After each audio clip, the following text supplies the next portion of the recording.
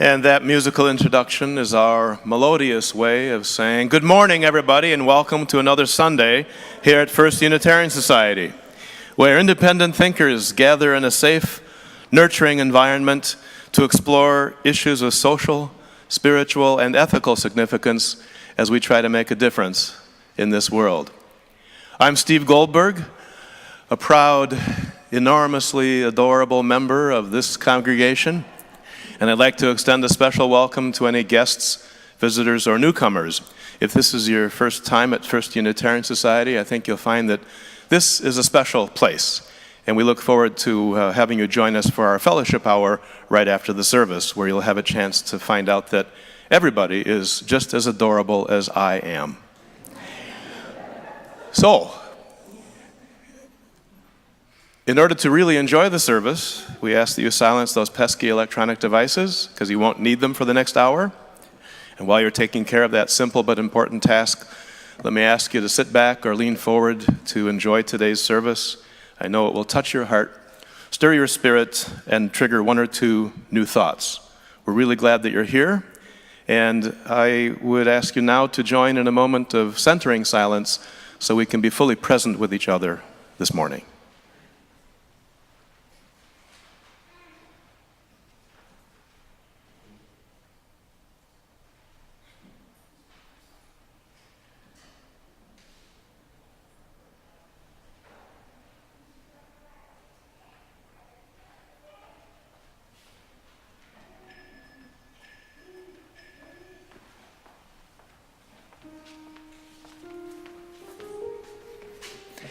We will remain seated to sing our opening hymn, number 188, Come, Come, Whoever You Are. We'll sing it all together once in unison, and then this will be group one, and this will be group two. Come, come, whoever you are, wanderer, worshiper, lover of leaving, ours is no caravan of despair. Come, yet again come. Group one. Come, come, whoever your turn. Come, come, whoever you are. Ours is no caravan of despair. One more time. Back to the beginning. Come, come, from the beginning one more time. Come, come, whoever you are, wanderer, worshiper, lover of leaving, yet again come.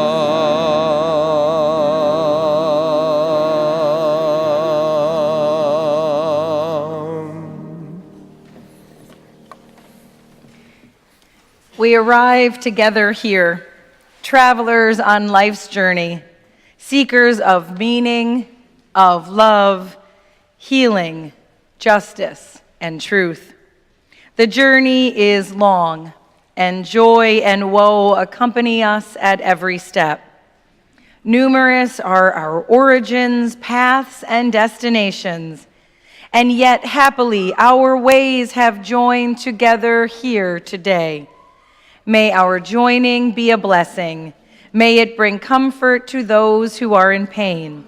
May it bring hope to those who are in despair. And may it bring peace to those who tremble with fear. May it bring wisdom and guidance for our journeys. And though this joining may be for just a moment in time, this moment is all we can ever be certain of. May we embrace this and every moment of our lives. And if you'll rise now in all the ways we do to join together in the affirmation printed in your order of service as we light our chalice. How often we seek refuge in this sacred flame from the world's trouble and pain. Today, may our lamp light the way for those who know no refuge, that we may open our minds, our hearts, our mouths to sing, "Come, whoever you are, wholly new and wholly true." And if you will take a moment now to turn and greet those around you.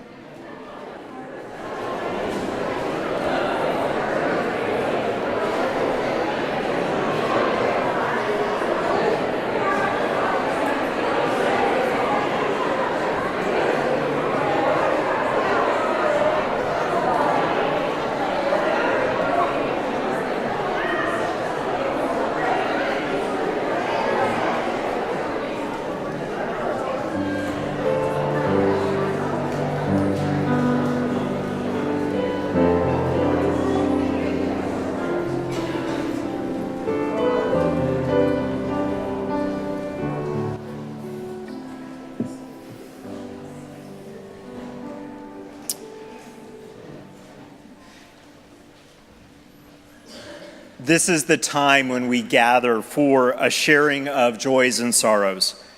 Here in this community, it is our deepest intention to be authentically present to one another, and in particular in times of challenge and in times of joy. One of the ways that we do this is by pausing to listen to the life-changing moments in our lives. If such a milestone has happened in your life, or in the life of someone that you love in recent days or weeks, now is the time for this sharing. We invite anyone who wishes to come to the front of the auditorium to light a candle and using the microphone offered by our lay minister, Karen Rose. We briefly share what the candle represents in your life. You are also welcome if you would like to light a candle silently. That is always a possibility. If you are unable to come forward for any reason, if you'll raise your hand, we will come to you and offer you the opportunity to participate. I now invite you into a time of sharing together our sorrows and our joys.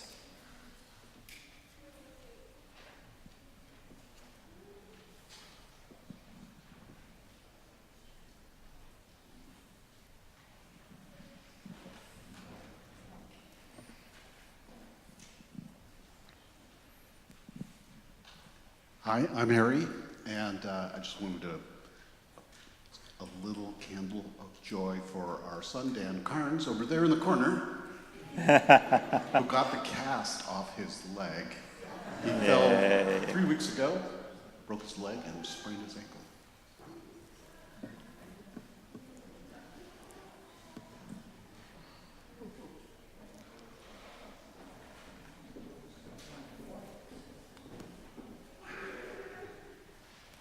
Hi, I'm Marilyn Chohaney, and I don't usually come up here in this capacity, but something that nobody would probably notice about me, but is a major change for me, is that last week I decided to fully retire from the practice of medicine. And that then leaves me with my other profession, and now I'm thinking of myself differently as a professional musician. I've been doing both and, mothering and balancing it all for so many decades.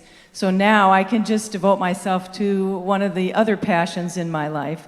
And it's a kind of a freeing change for me that I wanted to just share with you. And most of my life in music is devoted to Oakwood Chamber Players. So if you ever hear that name around, you'll know that that's my group that I'm putting more effort into. So it's really very satisfying. And thank you for allowing me to play for you today. Blessings.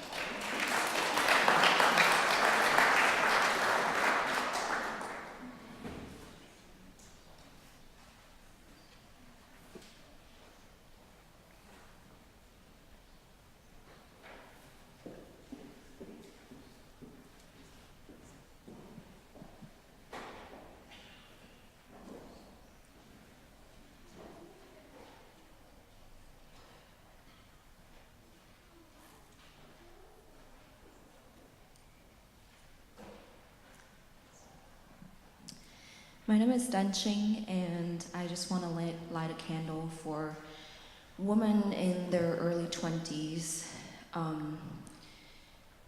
hoping for clarity and wisdom in the struggles and chaos in their relationships.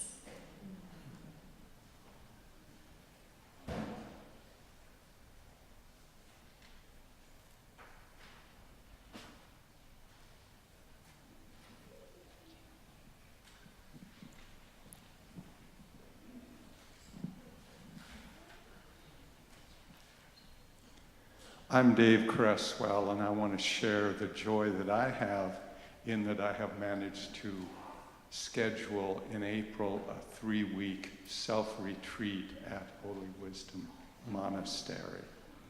And I'm very grateful for the conditions that allow me to take that freedom.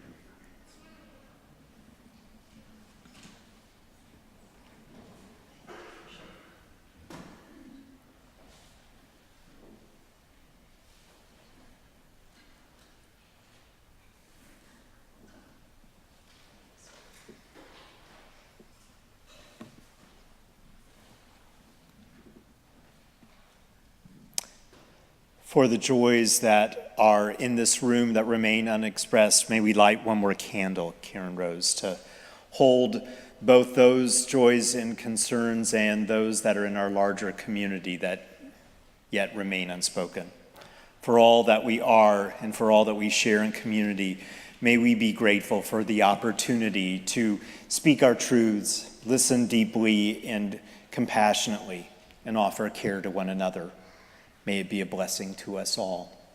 May we rise in all the ways that we do and affirm together the strength of our community, sing our teachers and our children off to their classes as we join in hymn number 34, Though I May Speak with Bravest Fire.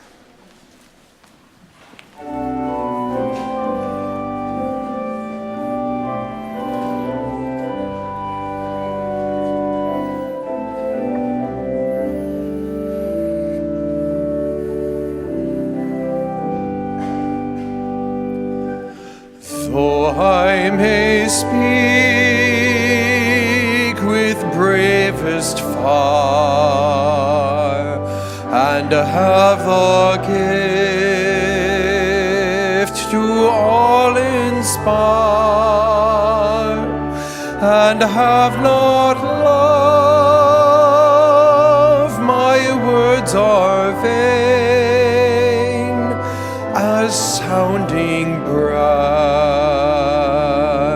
and hopeless gain. Though I may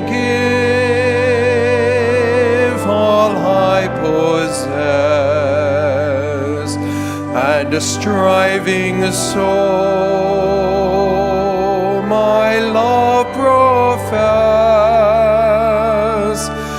but not begin by love within, the prophet soon turns strangely thin. Come, Spirit, come, our hearts control. Our spirits long to be made whole. Let inward love guide every deed. By this we worship and are free.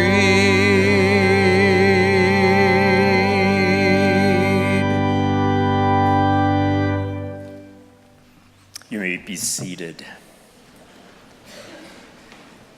In preparation for our reflection this morning, a reading written by Nathan Ryan entitled, Opportunities to Say Yes. For 40 days, I refused to say no. Last year for Lent, I decided to say yes to any request. I had only 2 rules. The request must do no harm, And to keep the practice authentic, I couldn't tell anyone about it until it was over. When I came up with this 40 days of yes, which I thought of as a fast, I prepared myself for transformation. I imagined gathering sermon-worthy anecdotes that would melt hearts and change souls. I silently dared people to ask me for things that would lead me on great adventures and confront my assumptions. Ash Wednesday came and went without a single request. Then several more days passed without a chance to practice my fast, and then weeks. In fact, I made it all the way to Easter without really having to honor my fast. When I wondered how I went 40 days without anyone making a request of me, I dismissed the self-congratulatory explanations like, maybe I live a life of yes so consistently that I rarely tell people no. More likely, it is my identities, both assigned and chosen, that are the culprit. I am male and white. Very few people ask me for things. Add clergy to that mix, and my guess is that people feel uncomfortable asking me for things. On the rare occasion that someone does request something from me, I'm too often absorbed in my own world to even notice. It's easy for me to forget the power I carry with me. Because I am able to ignore the potential risks that a person from a traditionally marginalized community takes by asking me for something, I'm certain that I overlooked opportunities to say yes because they weren't phrased as explicitly or directly as my cultural privilege demands. I am tempted to declare my Lenten practice as a failure. I didn't pick something rigorous enough to help me grapple with the realities of my own mortality and the temporary nature of all existence. Then again, maybe transformation shouldn't be measured in 40-day increments. What I do know is that to this day, when someone asks, and even when I think they are trying to ask and I'm not quite sure, I am much more likely to say yes. Here ends the reading.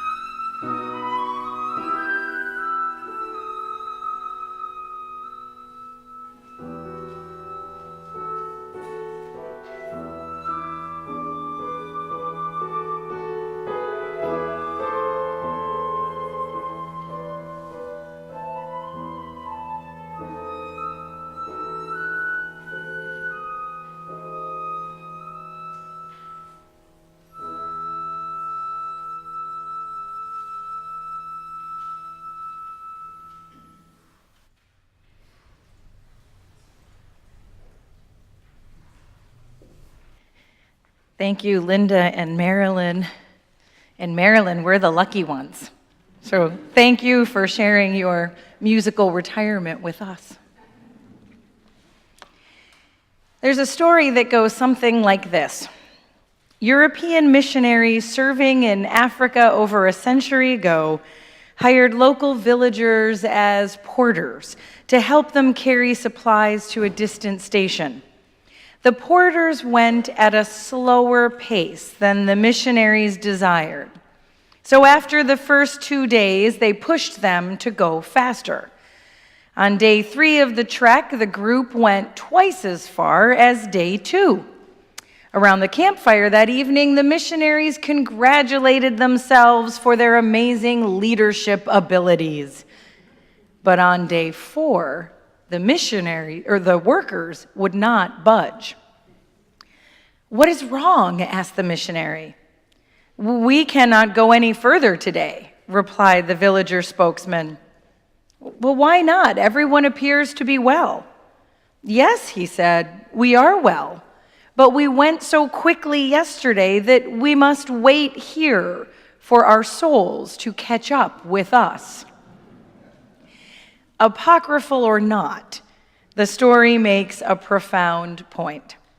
In the midst of harried days, many of us may feel as if we have left part of ourselves behind in a jungle clearing, but there isn't a moment to just stop and wait for it to catch up because we're now running on to the next thing. When I was a child, this season of Lent that we are currently in was this slowing down time, where the pace of life, if only for the 40 days before Easter, became a bit quieter, a bit slower, a tad more reflective, a time for family, for catching up. It was also a time for sacrifice, for giving up something we wondered if we could ever really do without, with the most popular question around the dinner table for weeks before being, "What are you planning to give up?" The 40 days of Lent hearken back to Jesus' wandering through the desert for 40 days and nights while being tempted, and is a yearly commitment to willpower, sacrifice, and perhaps change. Lent begins on Ash Wednesday, and my memories of this day are quite strong. We would head to Mass before school to receive our ashes, and as kids, there was only one important thing in that moment. Who would make the lightest mark on your forehead? Who would make a faint, barely visible sign? And who would make that dark black smudge that made you all the more self-conscious throughout the day? Ashes to ashes, dust to dust. Remember that you are dust, and to dust you shall return. These are the words they would recite as the ashes were placed on our heads. We were forced to remember that our lives are short indeed. We were asked to be at home with our mortality and fallibility. We were given the opportunity to reboot, to change, to live in a different way with this new awareness coming from the deepest and most fragile part of our humanity. Lent has its origins in an old English word for spring, but my favorite Father Macaulay used to tell us that Lent is a reminder that our lives are not a rite. They are not to be taken for granted. They are a gift which had been lent to us for this brief period of time. I wish I could tell you that I was a spiritually mature and astute child who gave up cynicism or sarcasm, fighting with my sister, or holding on to anger and resentment. But really, I gave up chocolate or sweets or some kind of junk food. I cannot tell you that I developed any new permanent spiritual disciplines during those seasons, but I can say that I thought more about my faith and about faith in general. I'd like to think that during those days, I and my family lived a bit closer to what we said we believed. Now, perhaps more important than what we each gave up during this time of preparation for Easter was what was added into our lives. My mother learned well from Father Macaulay and took his words to heart. More important than any self-denial was an opportunity to spend the season engaged in a time of deep intention and appreciation of our lives, an openness to beauty and wonder. At the dinner table each evening, she would ask us what we appreciated about the day. What did we notice? What did we wish went differently? What part did we play in it all? Dinners were slower affairs, with more time lingering in conversation, without a worry of rushing off to what would come next. UU Minister Bruce Marshall has this to say about Lent. Lent does not exactly catch the popular fancy. As a time traditionally set aside for fasting and penitence, it may seem quite peculiar. And yet during this season, when the earth is still barren from winter, our lives too may seem on hold, waiting for a miracle or a rebirth. It's a time when I become deeply aware of the suffering in the congregation, the community, the world. On any given day, we all look pretty much all right, but beneath the appearances, many struggle.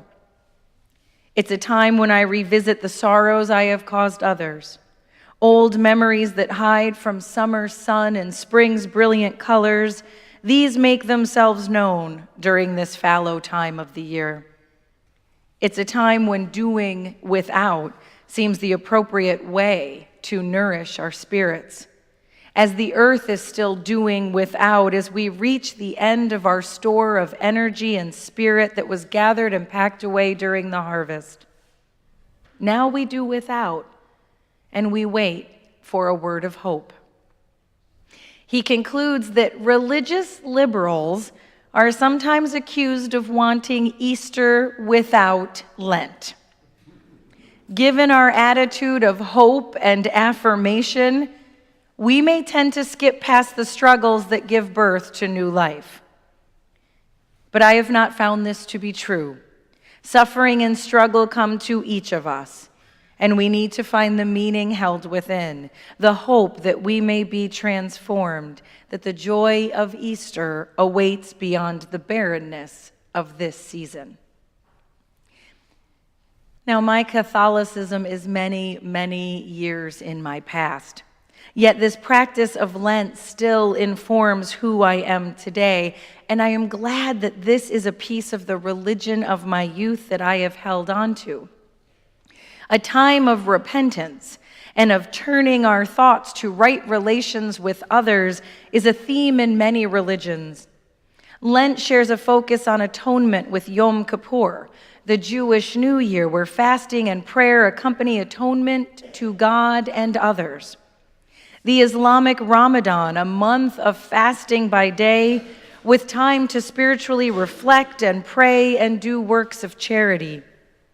Hindu teachings address atonement and penance, rituals and practices, including charity and fasting. And Buddhists focus on atonement to others and forgiveness, with a focus on loving kindness and compassion. This year, my inspiration for Lent came not from one of these religious traditions, but rather from a practice in rainwater harvesting, known as induced meandering. The premise is simple. Whenever you can encourage rainwater runoff to slow down, to take a more circuitous route, to wind its way down a hill rather than rush full speed toward the gutter or storm drain below, you increase the likelihood for induced meandering and the likelihood that this runoff can become a resource rather than a nuisance. When runoff slows down, it sinks in as it flows down slope. As the water sinks in, it irrigates plants. This not only provides water for those particular plants, but over time, and given enough precipitation, it will refill the groundwater table below, contributing to the overall health of the region. Writer and Presbyterian minister Erin Dunnigan gives us this example. She says, "Take my geraniums. The geraniums in my garden never get watered unless it's by rain. In Baja California, the dry period is April till November. These geraniums live with basically no overt watering for 6 to 7 months. When it does rain, those geraniums are fed by the stream that flows, winds, and meanders past them. This runoff from the road above can be fairly strong, but as it makes its way downhill, it is slowed down by both organic matter and loose granite along the path. At a certain point, that stream encounters a speed bump and makes its way right into my garden, continuing to wind its way past an avocado tree, a plum, on toward an almond, and from that down to an apple. The premise behind induced meandering is not just to slow the water down, to give it time to sink in, but also to ensure that as much as possible the rainwater doesn't leave the property, but is all used and absorbed and planted back into the ground. It happens in 2 steps: observation and action. The first thing is to watch how the water flows. Where does it come from? Where is it going? Where is it fast? Where does it slow down? Once you observe the patterns, you begin to experiment. How might it be slowed down in the fast areas? Typically, it's done by spreading it out or adding a curve to its path. Perhaps you want to add a speed bump in the form of a rock or dirt to slow that water down and encourage it to spread out a bit as it travels. Implemented thoughtfully, this induced meandering provides irrigation long after the rains have passed. The benefits are both immediate and long-term. Now, I'm sure you see where I'm going with this. Induced meandering is not just a concept for the garden. In life, as well as in land, induced meandering can encourage the necessary conditions for slowing down, and in so doing, allowing the currents of this life to sink in, not just run down the drain. Lent, when practiced intentionally, can be a time of slowing down, time for the soul to catch up, so that life is given a chance to sink in, not just run off in so many directions. Induced meandering, if you will. In so doing, this season of irrigation provides health and vitality long after the rains have passed. So how do you induce induced meandering into your own life? In much the same way as the garden, observation and action.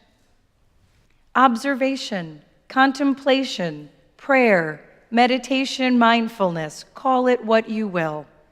Setting aside some time at the beginning or the ending of the day for clearing the mind, examining how it went, looking at our actions and our place in the world around us, and then asking, what changes might I need to make? How do I spend my time and my energy? What can I put in place to slow down the flow of life? Allow those nutrients to sink in a bit more. Erin Dunnigan said Lent offers us an opportunity to meander rather than to rush, to find the ways to go deeper and not live this life on the surface. A time to pay attention and then to act. In so doing, you get the space to move from rush to replenish. when we take this practice seriously, it can benefit not only us in our lives for this season, but it can also extend to the world around us. So between now and Easter, and then hopefully long after, I invite you into a practice of induced meandering. You can do this in just a few minutes at the end of your day. Ask yourself, where did I see the face of love, compassion, or human goodness today? And give thanks for that gift. How did I contribute to greater love, compassion, or goodness today? And give yourself thanks. What one thing might I have done differently? One thing I might do differently tomorrow? You might feel like you don't have time to stop and reflect on these questions. If you must, do it while you're brushing your teeth at night. If nothing else, you will have really clean teeth by Easter. Or maybe it's when you reach up to turn off the light or settle in under the covers, you pause to reflect. Instead of giving up chocolate once again this year, I'm going to add this reflective discipline into my day, and I hope you will join me. Perhaps it will encourage us to slow down, take a more circuitous route, wind our way down a hill instead of rushing ahead full steam. And then maybe, just maybe, it will help us to cherish more this one precious life that we have been lent. Our offering this weekend is shared with the Unitarian Universalist Service Committee. It is their Justice Weekend, a time when they focus on one single area of their work. This year, it is the global climate crisis and the climate-forced displacement of indigenous peoples around the globe. You can stop by the service committee table out in the Commons for more information, and they have a pledge there that they would love for you to sign to combat the climate crisis. We thank you for your generosity.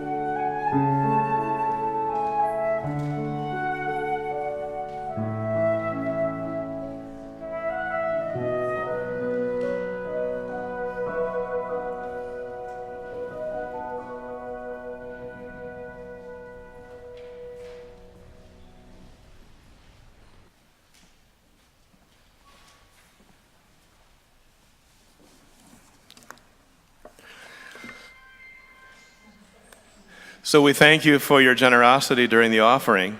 We also want to thank the generosity of those who volunteer to make these services run smoothly. And a lot of these are names you've heard many, many times before, but we need more of you to fill in and help with these important but simple tasks that make the services run smoothly. So a special thank you to Mark Schultz, who operated the sound system for us today. Thank you to Karen Rose Gredler, who served as our lay minister, and she's doing double duty because she's also going to be staffing the information table during the fellowship hour. Special thanks to Corinne Perrin and Karen Hill for serving as our greeters today. Those were the people with the big smiles as you walked in this morning. And Karen Hill is doing double duty as usher, and Doug Hill and Pamela McMullen are the other ushers for this unruly crowd. Hospitality and coffee are being prepared and hosted by Gene Hills and Richard DeVita. And again, thank those people for their help in making sure that the services run smoothly this weekend. Just one announcement, and it concerns another joy that I get to share with you. It's the joy about our stewardship campaign, which is doing really, really well. I know I'm very biased when I say that, but I've got facts to back me up. We're halfway through on the calendar of our stewardship campaign, and we're about at the midpoint of our goal, too. So that makes me feel pretty good and full of joy, including 30 people who are pledging for the first time so far. So there are 12 more days left before the celebration on April 5, Friday evening, right here, where you and your families are welcome to help us celebrate the successful conclusion of our fellowship campaign. So that's how many days? And the date is April 5, and that's the... Carolyn Waxler is really excited here, I can tell. It's also your birthday, okay, very good. Well, there's an expression of generosity there, isn't there? And speaking of generosity, I will generously sing to you, unveiling for the first time a Madison and the world premiere of my song, marking the conclusion of a successful stewardship campaign. That's what stewardship looks like. Yeah. But we're not just celebrating on April 5, we're celebrating every week as we continue building momentum and energy around this very upbeat and fun and engaging stewardship campaign. I would like to say that we're also recognizing every week somebody who has participated in the campaign, and they receive a $25 gift card to Food Fight Restaurant Group. And the winner today is, oh my gosh, Tom Delmudge. Tom, please come forward, accepting your gift. If you could come up here, all the way up. Now, Tom, before I hand this to you, I need you to lean into the microphone and in 1 or 2 sentences, tell everybody why you and your family pledge. The main reason me and my family pledge is because we definitely get much more from FUS than we give in our pledge. So you're going to increase your pledge. Thank you. Thank you. See how wonderful it is when they don't prepare. You don't prepare, but you're asked to speak from the heart, and that's exactly what Tom and his family are doing. That's what stewardship looks like. And stewardship enables us to offer so many of the things that we are able to offer as an organization, the organization we call First Unitarian Society. So, on April 5. I look forward to seeing you. Before then, I want to make sure that if you have any questions about your pledge, and if you practice the 11th commandment, which is thou shalt procrastinate at every opportunity, break that commandment and see Cheryl or Florence. They'll be in the Commons answering any questions you might have about your pledge. And I need to get working on my song for April 5. Looking forward to that. And speaking of songs, we're about to sing our closing hymn. Get ready for that. Thank you.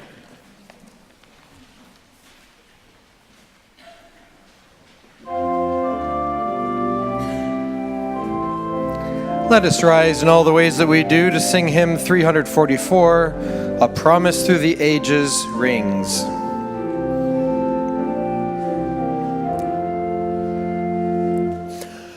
A promise through the ages rings, that always, always something sings, not just in May, in Finch-filled bower, but in December's coldest hour. A note of hope sustains us all. A life is made of many things, bright stars, bleak years, and broken rings. Can it be true that through all things there always, always something sings? A universal song of life. Entombed within our deep despair, our pain seems more than we can bear. But days shall pass, and nature knows that deep beneath the winter's snow, a rose lies curled and hums its song. For something always, always sings. This is the message Easter brings. From deep despair and perished things, a green shoot always, always springs. And something always, always sings. There is too much hardship in this world to not find joy. There is too much injustice in this world to not try to right the balance. There is too much pain in this world to not heal. Each of us ministers to a weary world. Let us go forth now and do that which calls us to make this world more loving, more compassionate, and more filled with the grace of a holy presence. We extinguish this chalice, but not the light of truth, the warmth of community, or the fire of justice. These we keep within us until we gather together again.